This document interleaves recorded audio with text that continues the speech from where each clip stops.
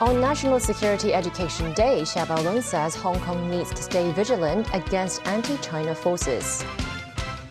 Chief Executive John Lee says Hong Kong needs to speed up legislative work of Article 23. And bomb exploded near Japanese Prime Minister.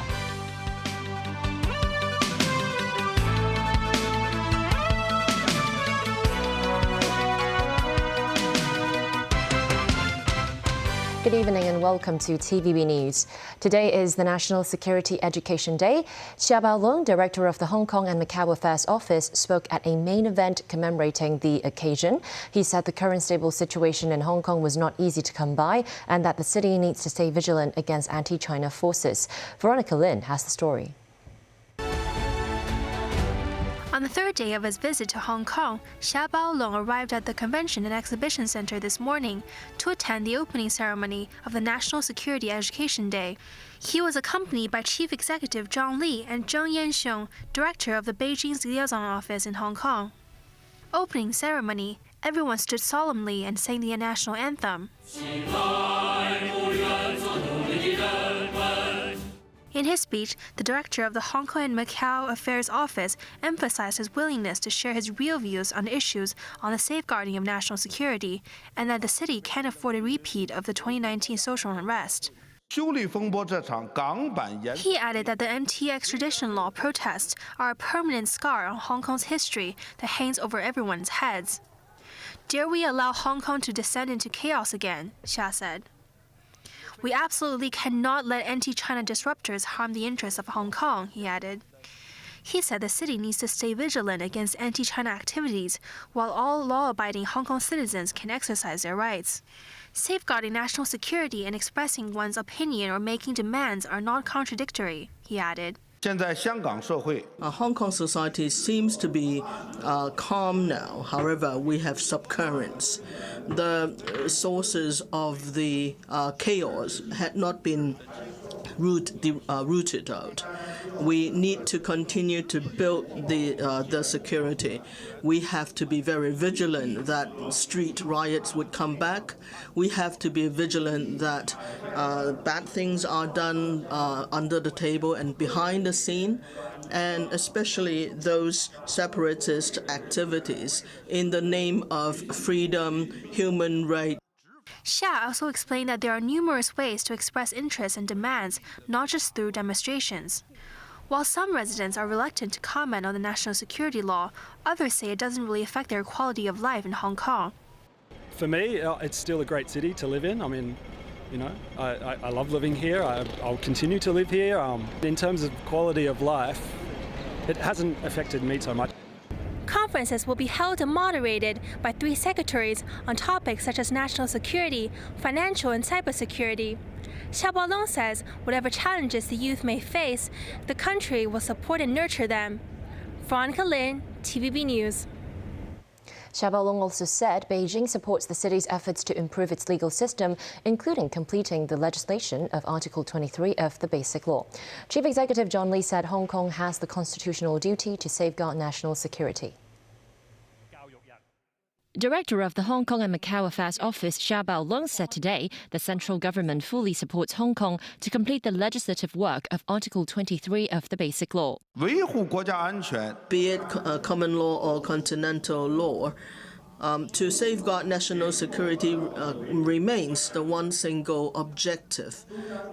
Under a common law system, this goal can also be achieved. Under the Basic Law, Hong Kong continues to have a common law system, and it is supportive of the legislative and judicial efforts in Hong Kong, including the Basic Law. Chief Executive John Lee also spoke this morning. He said the national security law has turned chaos into peace and Hong Kong is back to how it used to be. The road forward, he said, is to beware of possible threats, and one of the ways is to speed up legislative work on Article 23 of the Basic Law.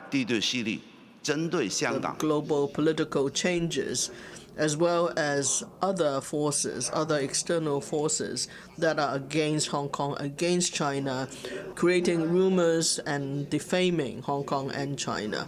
We must be vigilant and we must plan ahead of time. We must be alert to face any possible further upsurges and instabilities. We are also studying into crowdfunding as well as other potential problematic actions. We would optimize the risk management for financial security. Meanwhile, Director of Beijing's liaison office in Hong Kong, Zheng Yanxiong, hailed the success of the national security law, adding it must consolidate the city's stability. Zheng added it's important for the city to come together to fight against anti-China or anti-Hong Kong forces. To commemorate National Security Education Day, the Security Bureau and 5 government disciplined forces held a flag-raising ceremony at the Hong Kong Police College this morning. Chief Secretary for Administration Eric Chan said everyone is responsible for maintaining national security, adding the city has implemented its national security law effectively. Memo Sangai reports. This morning, a guard of honor marched to mark the start of a flag-raising ceremony held at the Hong Kong Police College in Wong Chuk Han. They were followed by 5 disciplined forces, including police, immigration and customs. There were also youth groups.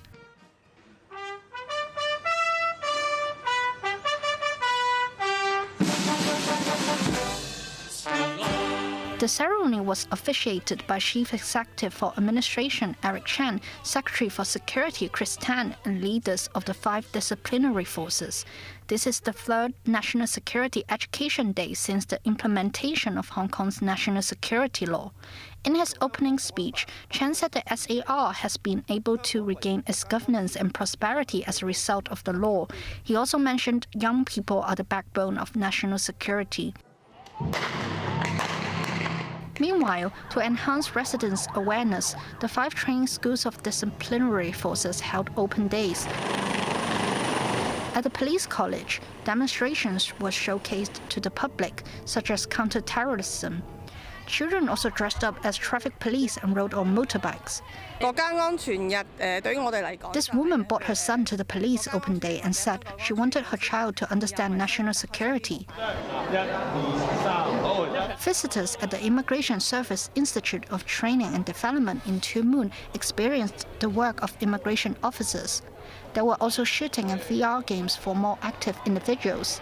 Residents who managed to visit the different training schools today had pre-registered online for free admission tickets. Mingmus 9, TVB News. Today was the 3rd day of Xia Baolong, Director of the Hong Kong and Macau Affairs Office's visit to the city.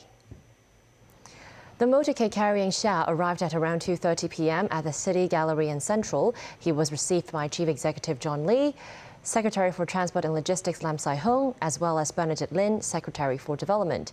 An exhibition was held at the gallery introducing the city's urban development and infrastructure. Xia then visited the new territory's Hung Yuen Wai Control Point, where Lin introduced to him the northern metropolis area and the progress made in building the Kao Yi Chau artificial islands.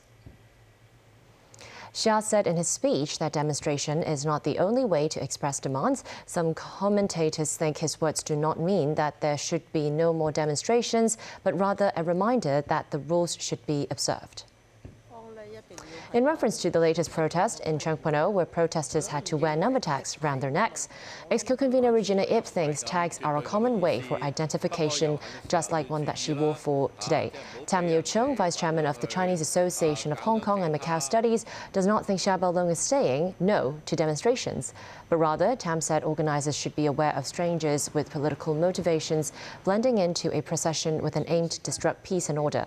Meanwhile, political heavyweight Maria Tam thinks the central message of Xia's speech was that Hong Kong should stay alert while safeguarding national security and maintaining prosperity. Overseas, Japanese Prime Minister Fumio Kishida was evacuated unharmed after an explosive device was thrown at him during a campaign event in Wakayama Prefecture in western Japan. An arrest was made as security piled on top of a man amid chaotic scenes. David Garrett reports. The Prime Minister of Japan with his back to us. He glances back as something lands near him. A man is wrestled to the ground by security. People scatter in all directions. No one is sure what is happening. The suspect is dragged away. Shot from another angle, these pictures show a suspect detained and restrained on the ground before the explosion.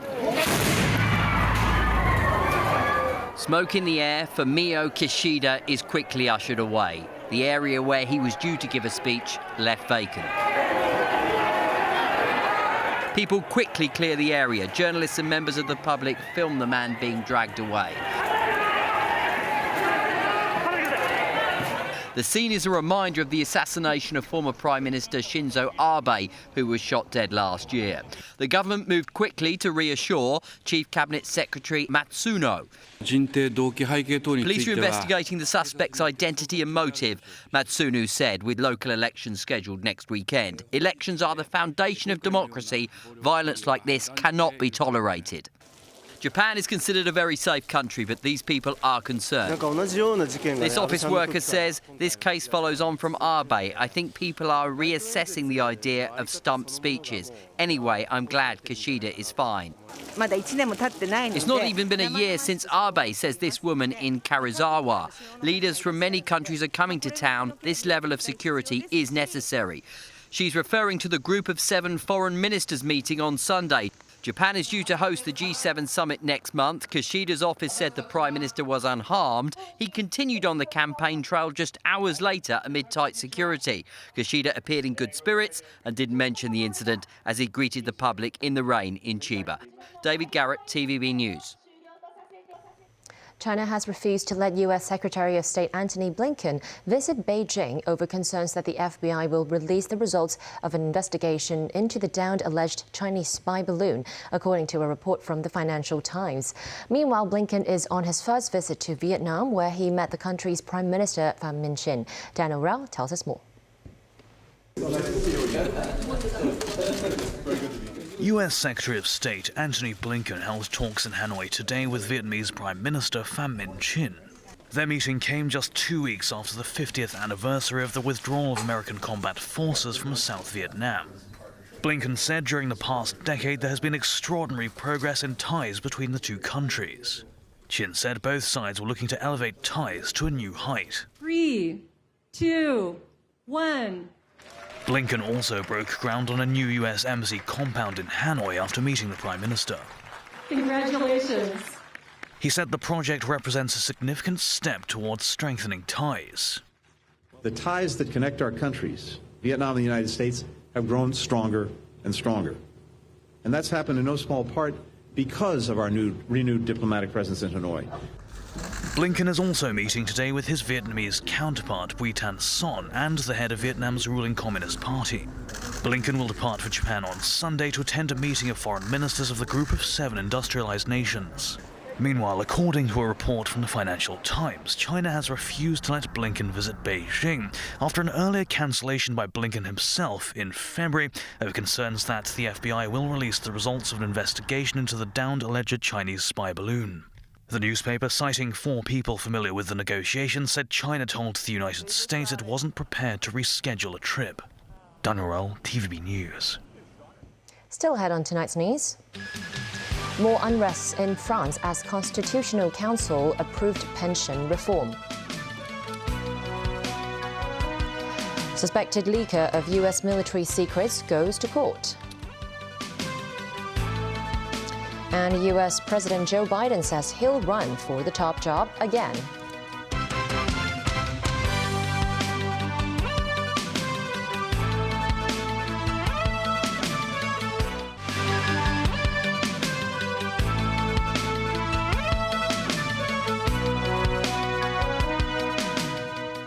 Welcome back to TVB News. There were more riots in Paris as the Constitutional Council approved Emmanuel Macron's pension reform. The age to claim retirement benefit has been raised to 64 years old. People took to the streets of the capital to protest following the decision by the 9-member panel. There were more scenes of unrest as the proposal became law. Objects were thrown and set on fires as police fired tear gas. Over 100 people were arrested. The French president has pushed ahead with his plan despite criticism and widespread disorder. There were also disturbances in Lyon and other areas.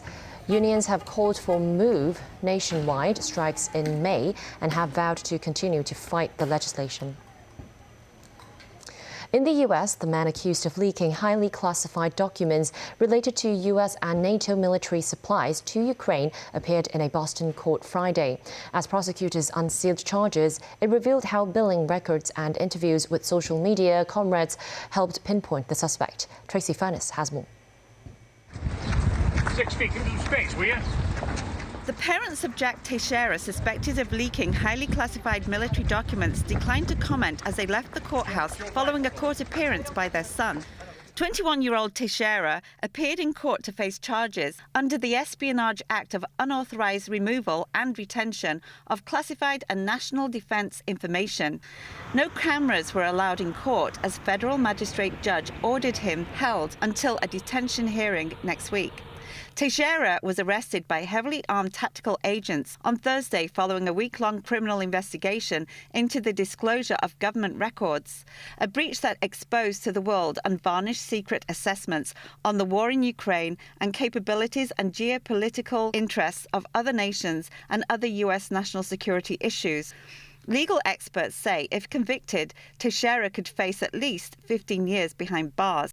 The bottom line is, he signed a secrecy non-disclosure agreement. He took proper training, as all of us who have access to classified information do, as to we cannot take this information out of secure facilities. You cannot copy it. You cannot certainly disseminate it to third parties without authorization. So why he did it, irrelevant. That he did it, that's basically all the government needs.